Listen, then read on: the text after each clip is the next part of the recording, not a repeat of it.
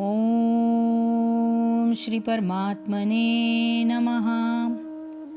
अब अगले श्लोक में भगवान बताते हैं कि इंद्रियाणि पराणि आहु इंद्रियेभ्यः परम मनः मनसः तु परा बुद्धि य बुद्धे परतः तु सः। काम इंद्रियाणि इंद्रियों को, प्राणी यानी श्रेष्ठ, आहु कहा जाता है, इंद्रियेभ्य इंद्रियों से बढ़कर, परम यानी श्रेष्ठ, मनः मन, मनसः मन की अपेक्षा, तू भी परा श्रेष्ठ, बुद्धि बुद्धि, यह जो, बुद्धे बुद्धि से भी, परतः श्रेष्ठ, तू किंतु, सह वह।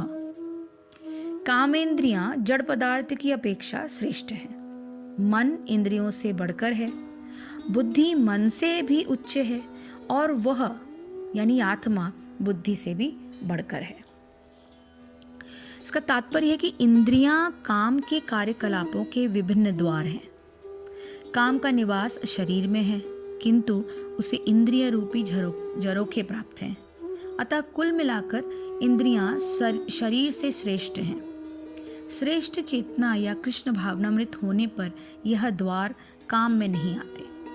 कृष्ण भावनामृत में आत्मा भगवान के साथ सीधा संबंध स्थापित करता है। अतः यहाँ पर वर्णित शारीरिक कार्यों की श्रेष्ठता परमात्मा में आकर समाप्त हो जाती है। शारीरिक कर्म का अर्थ है इंद्रियों के कार्य और इन इंद्रियों के अवरोध का अर्थ है सारे शारीरिक कर्मों का अवरोध। लेकिन चूंकि मन सक्रिय रहता है अतः शरीर के मौन तथा स्थिर रहने पर भी मन कार्य करता रहता है। यथा स्वप्न के समय मन कार्यशील रहता है किंतु मन के ऊपर भी बुद्धि की संकल्प शक्ति होती है और बुद्धि के भी ऊपर स्वयं आत्मा है। अतः यदि आत्मा प्रत्यक्ष रूप में परमात्मा में रत रहे तो अन्य सारे अधीनस्थ यथा बुद्धि, मन तथा इंद्रियां स्वतः रत हो जाएंगे। कठोपनिषद में एक ऐसा ही अंश है जिसमें कहा गया है कि इंद्रिय विषय इंद्रियों से श्रेष्ठ है और मन इंद्रिय विषयों से श्रेष्ठ है। अतः यदि मन भगवान की सेवा में निरंतर लगा रहता है तो इन इंद्रियों के अन्यत्र रत होने की संभावना नहीं रह जाती। इस मनोवृत्ति की विवेचना की जा चुकी है। परम दृष्टा निवर्तते, यानी यदि मन भगवान की दिव्य सेवा में लगा रहे तो तुच्छ विषयों में उसके लग पाने की संभावना ही नहीं रह जाती। कठोपनिषद में आत्मा को महान कहा गया है। अतः आत्मा इंद्रिय विषयों में इंद्रियों, मन तथा बुद्धि इन सभी से ऊपर है। अतः सारी समस्याओं का हल यह है कि आत्मा के स्वरूप को प्रत्यक्ष समझा जाए। मनुष्य को चाहिए कि बुद्धि द्वारा आत्मा की स्वाभाविक स्थिति को ढूंढे और फिर मन को निरंतर कृष्ण भावनामृत में लगाए रखे। इससे सारी समस्या हल हो जाती है। सामान्यतः नव दीक्षित अध्यात्मवादी को इंद्रिय विषयों से दूर रहने की सलाह दी जाती है किंतु इसके साथ साथ मनुष्य को अपनी बुद्धि का उपयोग करके मन को सशक्त बनाना होता है। यदि कोई बुद्धिपूर्वक अपने मन को भगवान के शरणागत होकर कृष्ण भावनामृत में लगाता है तो मन स्वतः सशक्त हो जाता है और यद्यपि इंद्रियां सर्प के समान अत्यंत बलिष्ठ होती हैं किंतु ऐसा करने पर वे दंत विहीन सांपों के समान अशक्त हो जाएंगी।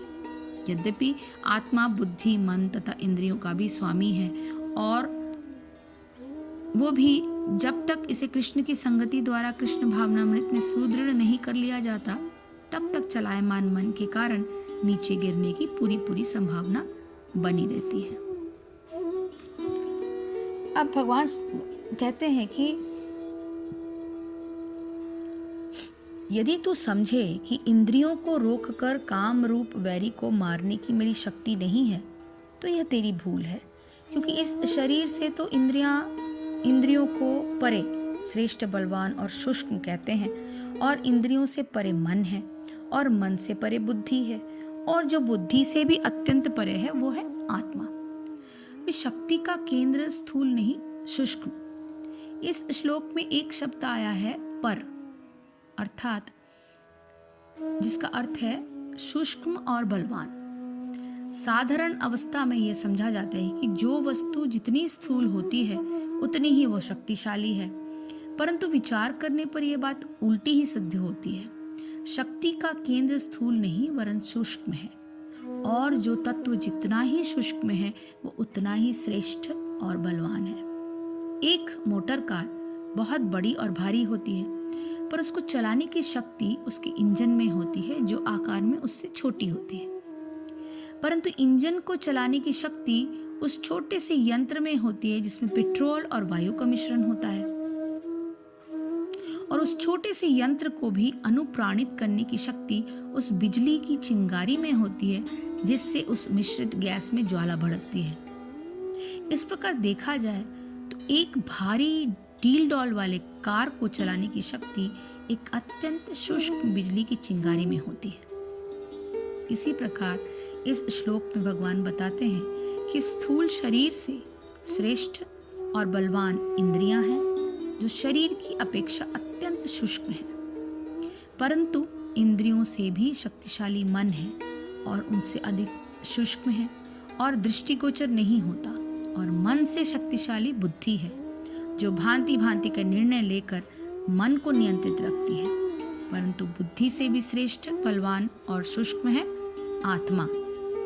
इस प्रकार इस नियंत्रण की रेखा में सबसे ऊपर जो है वो है आत्मा, उसके नीचे बुद्धि है, बुद्धि के नीचे मन है, मन के नीचे इंद्रियां हैं और इंद्रियों के नीचे शरीर है। यदि बुद्धि निरंतर आत्म तत्व के संपर्क में रहे तो वो तुरंत ही योग्य हो जाती है कि मन को नियंत्रित रखे और मन के द्वारा इंद्रियों और शरीर को अपने नियंत्रण में रखे। यदि ऐसा किया जाए तब तो कामनाओं पर विजय प्राप्त की जा सकती है।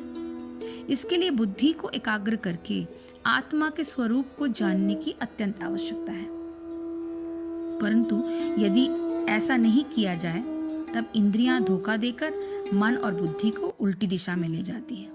पहले तो इंद्रियां मन को विषय सुख से लुभाकर उसे अपने अनुकूल बनाती हैं और फिर इंद्रियां मिलकर बुद्धि को प्रभावित कर लेती हैं। परंतु यदि बुद्धि आत्म तत्व के नियंत्रण में रहे तो फिर मन और इंद्रियां अपने इस षड्यंत्र में सफल नहीं हो पाती।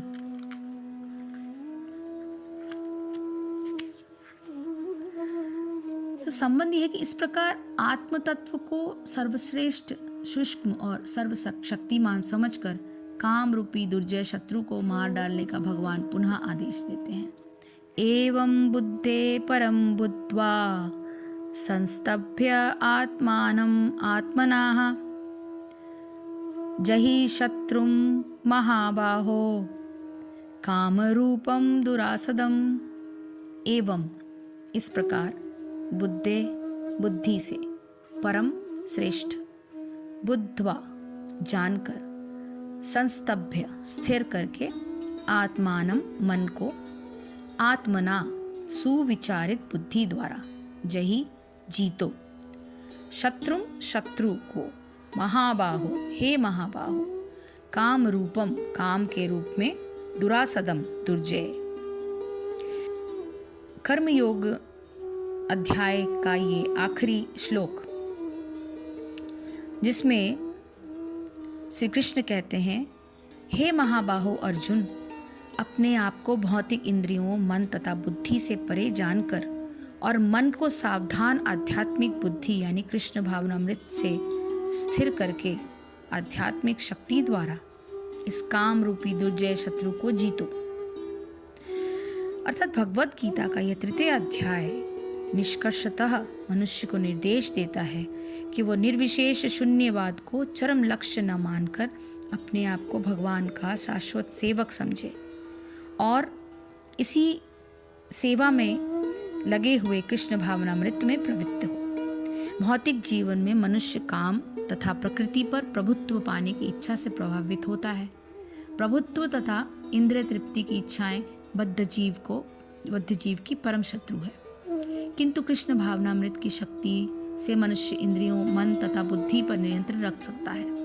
इसके लिए मनुष्य को सहसा अपने नियत कर्मों को बंद करने की आवश्यकता नहीं है, अपितु धीरे धीरे कृष्ण भावनामृत विकसित करके भौतिक इंद्रियों तथा मन से प्रभावित हुए बिना अपने शुद्ध स्वरूप के प्रति लक्षित स्थिर बुद्धि से दिव्य स्थिति को प्राप्त हुआ जा सकता है। यही इस अध्याय का सारांश है।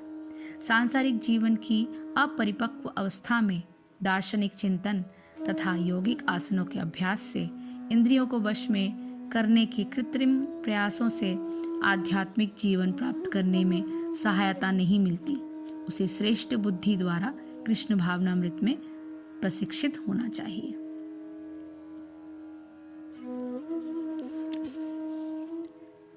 इस प्रकार बुद्धि से परे अर्थात सूक्ष्म तथा सब प्रकार बलवान और श्रेष्ठ अपनी आत्मा को जानकर और बुद्धि के द्वारा मन को वश में करके, हे महाबाहो, अपनी शक्ति को समझकर इस दुर्जय काम रूपी शत्रु को मार। बुद्धि द्वारा मन का नियंत्रण करने की बात श्री कृष्ण कह रहे हैं। यद्यपि भौतिक दृष्टि से यह युद्ध कौरवों और पांडवों के बीच है और अर्जुन द्वारा कौरवों को बैरी समझा गया है, परंतु श्री कृष्ण भगवान ने यह स्पष्ट रूप से कहा है कि इस संसार में मनुष्य की वैरी केवल उसके मन में छिपी कामनाएं हैं। बार बार उनको मार डालने की बात कही गई है और उसके लिए उपाय बताते हुए आत्म तत्व के सर्वोपरि बल और प्रभाव का दिग्दर्शन कराया गया है। इसलिए इस श्लोक में भगवान कहते हैं कि नियंत्रण की इस रेखा को सदैव याद रखना चाहिए, क्योंकि इसके अनुसार ही नियंत्रण करने का प्रयत्न सफल हो सकता है। काम रूप शत्रु का मार डालना ही मनुष्य का आवश्यक कर्तव्य है और इसमें भगवान ने कोई विकल्प नहीं छोड़ा। यदि ऐसा किया जाए तब तो मनुष्य जीवन सार्थक हो जाता है, परंतु यदि इस आवश्यक कर्तव्य का पालन नहीं किया जाता तो मनुष्य अपने कल्याण के मार्ग से विमुख होकर भांति भांति के कष्ट भोगता है और उसका अधोपतन हो जाता है। यहाँ ये भी समझ लेना चाहिए कि इस दुर्जय शत्रु काम की उपस्थिति मनुष्य के स्वभाव में नहीं है। मनुष्य तत्व तो स्वाभाविक रूप से कामनाओं से ऊपर होता है, परंतु मनुष्य में पशुत्व की जो एक झलक होती है उसको जानबूझकर बल देने से ही कामनाओं का प्रादुर्भाव होता है। यदि उस पशुत्व पर कसकर लगाम दी जाए तो फिर वह पशुत्व मनुष्यत्व को पराभूत न करके स्वयं उसका सहायक बन जाता है। इस प्रकार श्रीमद् भगवद गीता के तृतीय अध्याय कर्मयोग का तात्पर्य पूर्ण हुआ। ओम तत्सदिति श्रीमद् भगवद गीतासु उपनिषत्सु ब्रह्म विद्यायां योग शास्त्रे श्री कृष्ण अर्जुन संवादे कर्मयोगो नाम तृतीयोऽध्यायः। हरि ओम तत्सत्, हरि ओम तत्सत्, हरि ओम तत्सत्। हरे कृष्ण कृष्ण कृष्ण हरे हरे, हरे राम राम राम हरे हरे। जय श्री कृष्ण, जय गुरुदेव।